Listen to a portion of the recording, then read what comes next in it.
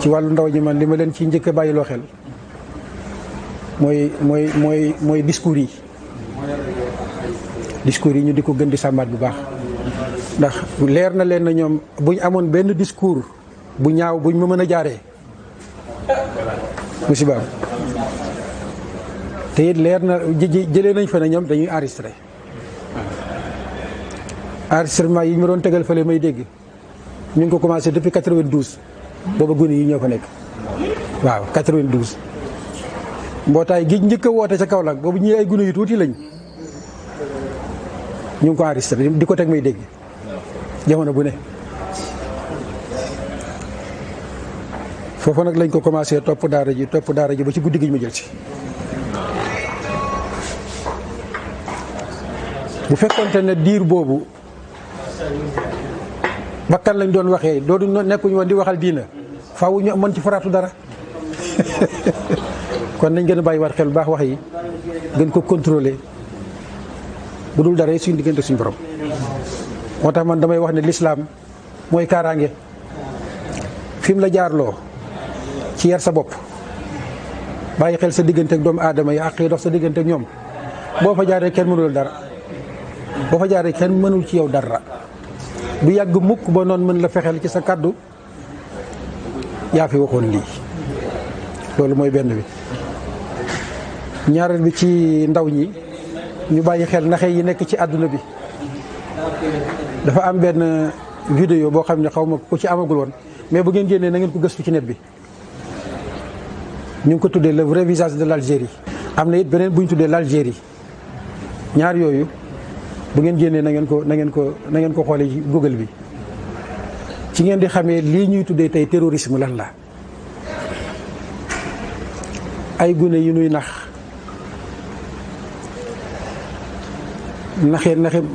xam nga ku ñu rey sa baay rey sa yaay il faut am des sa xol bi kookee nag la ñuy jël yóbbu barab wan ko ne ko gis nañ sa naqar gis nañ liñ la def gis nga ñii liñ la def war nga mën a am foo jaar pour vengeance pour fayu moom fayu rek a nekkoon ci xolam moom la ñuy wax takkuloo bomb yaakaar naa kii moom xam gis na vidéo boobu bu baax waaw xale yu bëri ci daara ji daan naa leen ko jàngal waaw yàgg na depuis 2004 de mu nga jërëjëf pexe yooyu ñaari ci lay attentat yi amee ci aéroport yeeg marché yeeg barab yu bëri ay gune yu nuy nax rek waaye ñi génnee vidéo boobu ñoom itam yàlla fay leen yiw kon ngeen bàyyi xel ci yooyu bëri na ku ñëw naan la l'islam ma ngay seet fu mu la mën a jaar ba dugal la ci ab jàkkaam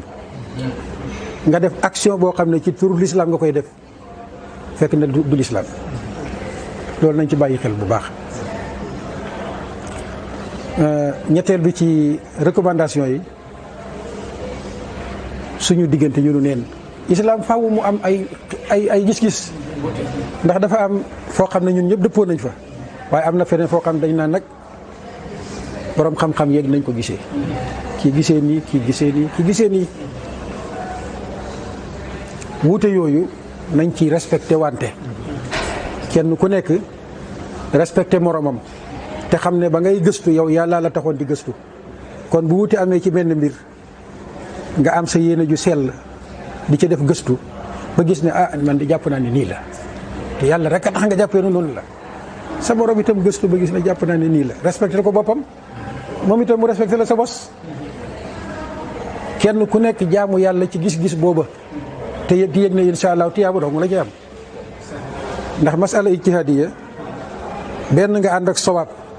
am ñaari tiyaabo way laa nga juum suñ borom jéggal la njuumte la bind la benn tiyaabo kon yéen ñaar kenn pertu ci foofu amul xulo war da am xulo nañuy bàyyi wante xel bu baax foofu. ñeenteel bi boo koy tëjee nag mooy réew mu nekk ak fa ko noon yi jaar pour taal ko musiba bi nekk tey diggante mamlaka Arabie Saoudi ak Yaman lan la problème mu Sia sunna li nekk Irak lan la problème mu Sia sunna naka jekk dama ko doon wax xale yi ne leen bàyyi leen xel ci sensibilité yooyu la ko créé ñun xam nañ ko bu baax. Sénégal gii nag fi ñu koy jaaree fan la sunna tariqa bu leen nangu mukk ñu réussir ko. na ngeen bàyyi xel lii ma leen di bëgg a wax te bëgg koo tëjee ci mu waaju ci tombu ñeenteel bii yëg leen ne am na ay mbooloo yoo xam dañ leen recruter di leen fay salaire yu baax ñuy liggéey ci internet bii ngeen di liggéey. kii day guddal ab sikkiñam bu baax gàttal tubayam ne salafiste la di wax lu ñaaw mbokkum tijaanam bi wala mbokkum muritam bi wala mbokkum xaajaram bi. yàlla xam na ne boo toppoon ay mbiram guddeeg bëccëg da nga dem ba fekk ko fu mu toog di naan sàngara. mbubbam mu gàtt moom ak sikkiñam boobu jotewul ak diinam lenn. da nga gis keneen koo xam ne nee na bëgg na sëñ Tuubaa ba di ko giñee bëgg na Seex Tijaan ba di ko giñee moom itam wëlbatiku di tontu ngóor sale di ko saaga bay saaga ay kilifaam ndax loolu diina la. kon xam ngeen ne ñaar ñii kenn doonul ci la muy wuyoo kenn doonul ci la muy wuyoo yooyu na ngeen ci bàyyi xel te ñun ñi dong lañ soxla jullit ñi dong lañ soxla. ker buñ réussir loolu nag ba yéen ngeen jóg di tojantey bopp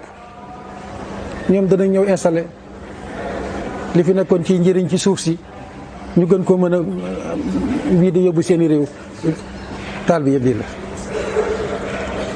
ab murit